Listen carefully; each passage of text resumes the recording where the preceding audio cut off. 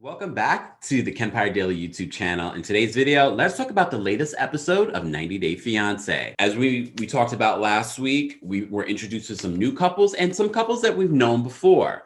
I have my trusty list so I can remember names and faces from this last episode. I think it's worth talking about this week. And if you want an expanded conversation, don't forget to subscribe to KEMPIRE Radio, my podcast, where we talk about 90 Day Fiancé, Housewives, and so much more. Link in bio. Okay, so Brandon and Julia. Julia is from Russia. He is from Virginia. He goes with his mother to pick up Julia.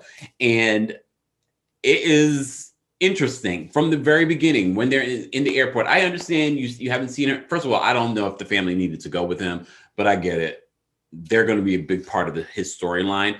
But anyways, the constant kissing when they met, I understand they hadn't seen each other in months, but your parents are literally standing there waiting for you. And there's the constant, it was like, okay, you guys gonna keep kissing? Oh, all right. The father at one point turns around. But anyways, they're staying overnight in DC with the parents.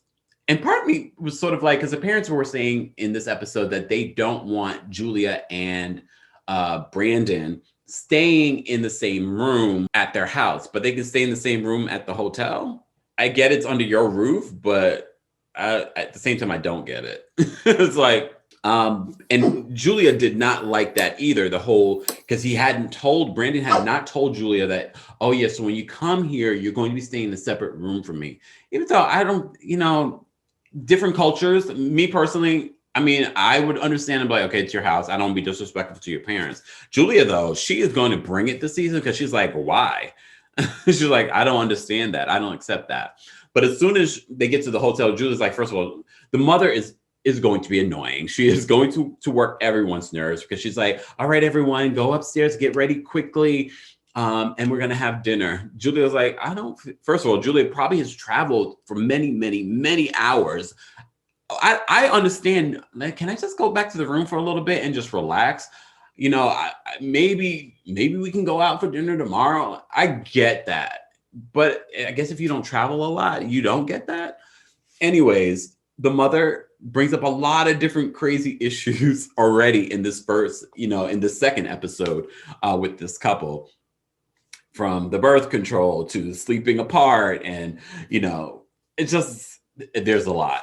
I'm not that excited about this particular couple though, but I do think his socially awkwardness and undercover freak is going to be interesting to watch, because I think he is an undercover freak and Julia is just a character.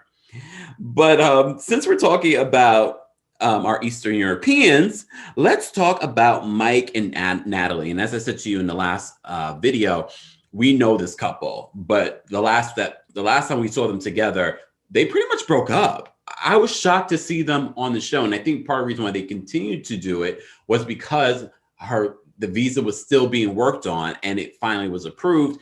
And now she's here. And it was actually a very sweet moment seeing them in the airport. But I think anytime you see a couple come together in an airport, it's been a long distance relationship, you kind of get the feels. But, the preview shows us that at some point she's running to the airport like it's over, it's done. But I have to say, Mike really tries to make this her first night. They're very sweet. He gets a hotel. She's worried about it because, Mike had the whole issue where he said he was in debt and having issues. And he addresses that and says, he's in a better place with that. But this beautiful hotel, she's like, oh my gosh, I can't believe, I'm staying at this beautiful hotel and blah, blah, blah. I'm not sure about this couple. I do feel bad for Mike's uncle, Bo, I think his name is, who has to move out because Natalie doesn't feel comfortable with him living there. And honestly, I do get that. But at the same time, I feel bad for Bo because I feel like he lives there. He's family. And the whole situation of him moving out was really sad. It really was like oh my gosh, it's like you're kicking him out. Even though he's not going to be homeless, it still was just very awkward, especially because I don't see this relationship lasting. But anyways, we'll move on. Rebecca and Zayed. The only thing I can say with this couple, because Zayed's now going to the embassy to see if he's going to get this visa. I believe he does get the visa in the end, but we'll see. And I didn't realize what a huge age difference. Rebecca does look good for almost 50. She's probably 50 now. And he's 27. I didn't realize what a age gap, but I think their mentalities are the same age and the age is in the 20s. First of all, the pictures of Zayed is everywhere, not just on her t-shirts. That was bad enough. It's on her credit card. It's on her bed sheets. First of all, I've never liked those. I've never liked these really grainy looking pictures on mugs. And I've never liked that. To me, they were always tacky. But she has bed sheets with his pictures, pictures of him everywhere, pictures on your credit card. I don't know. To me, there's something there that it's like, it's either insecurity or just obsession. I don't know what it is, but it's weird. Anyways, let's move to Jovi and Yara. Jovi and Yara, the last time we spoke, she just landed, 30 hours flying, all kinds of layovers.